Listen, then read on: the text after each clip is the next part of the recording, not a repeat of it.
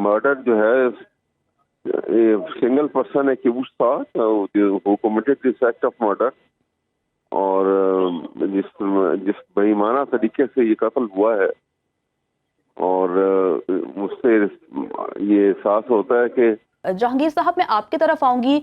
हमने माजी में भी देखा है कि इस तरह के केसेस में सजाएं सुना दी जाती हैं, लेकिन उन पर अमल दरामद नहीं होता। हमें याद है कि जाहिर जाफर अभी तक जेल में है, लेकिन उसकी सजा पर अमल नहीं हो सका। शाहरुख जतोई भी काफी सालों के बाद अदालत की जानिब से बरी कर दिया गया। तो प्रॉब्लम ये आती है कि सजाएं तो सुना दी जाती हैं, लेकिन अमल दरामद नहीं हो पाता। इस पर आप क्या कहेंगे?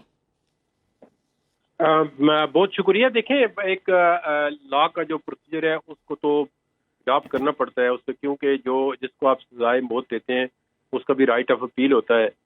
तो वो नेचुरली अगर आप ट्रायल को सजा देती है, इसका मतलब ये नहीं कि डायरेक्ट आप उसको उसी वक्त हैंग कर देते हैं।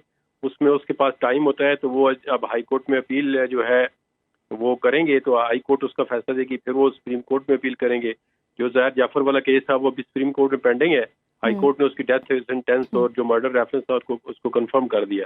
तो अब ये भी केस जो है आगे हाई कोर्ट में जाएगा। तो हाई कोर्ट की कंफर्मेशन या ना कंफर्मेशन के बाद तो कोई भी पार्टी जो है जिसके अगेंस्ट फैसला आता है वो सुप्रीम कोर्ट में जाने का हक रखती है। तो फाइनल डिसीजन तो फिर सुप्रीम कोर्ट से होता है, फिर प्रेसिडेंट के पास भी मर्सी पिटीशन होती है। तो जो डेथ पेनल्टी होती है इसका प्रोसेस तो मुकम्मल करना पड़ता है, क्योंकि खुदा न खास्ता अगर आप किसी ऐसी चीज़ में कोई लिक्यूना छोड़ देते हैं तो वो जो आपका केस होता है, कन्विक्शन होती है, वो फिर से डिसाइड हो जाती है। तो वो प्रोसेस जो है वो पूरा करना पड़ता है। तो अभी इस केस के अंदर बेसिकली तो जो गरीब फैमिली थी या जो जुल्म हुआ है, उनके साथ जो मर्डर हुआ है, उनको इंसाफ तो मिला है ट्रायल कोर्ट से। तो आगे अब देखें, आप जब ये दूसरे अगर जिस इनको सजा हुई है अक्यूज को, तो वो अगर हाई कोर्ट में अपील करेंगे तो उनको जो है वो बराबर फिर राइट दूसरी पार्टी को नोटिस होता है। तो वो केस सुनने के बाद फिर फैसला होता है। ये कानूनी प्रोसीजर है। इससे आप जितना भी जल्दी करें अवॉइड नहीं कर सकते, ये पूरा करना होता है।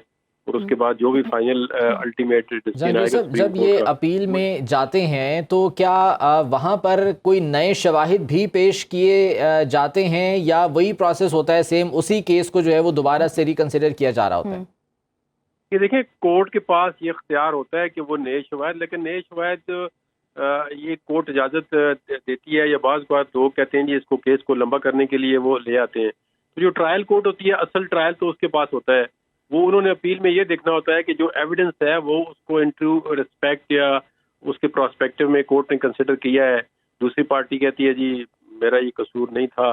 तो ट्रायल कोर्ट की जो जजमेंट होती है उसको जो है वो हाई कोर्ट देखती है अपील में कि आया ये जो फैसला दिया है ये आइन और कानून के मुताबिक है, और जो एविडेंस प्रोड्यूस की गई है उसके मुताबिक है। अगर उसके मुताबिक हो तो हाई कोर्ट जो है वो अपहोल्ड ही करती है, वो होती है। तो इसमें अब देखें, ये तो किसी भी अक्यूज का राइट है, वो हाई कोर्ट और सुप्रीम कोर्ट में, इसमें हम आप और हम कुछ भी नहीं कर सकते, उनका राइट है। अगर ये बात जरूर है कि ऐसे मामलात में हाई कोर्ट और सुप्रीम कोर्ट को जितना जल्दी हो सके इन केसों का फैसला करना चाहिए और अपनी कंक्लूजन को पहुंचना चाहिए।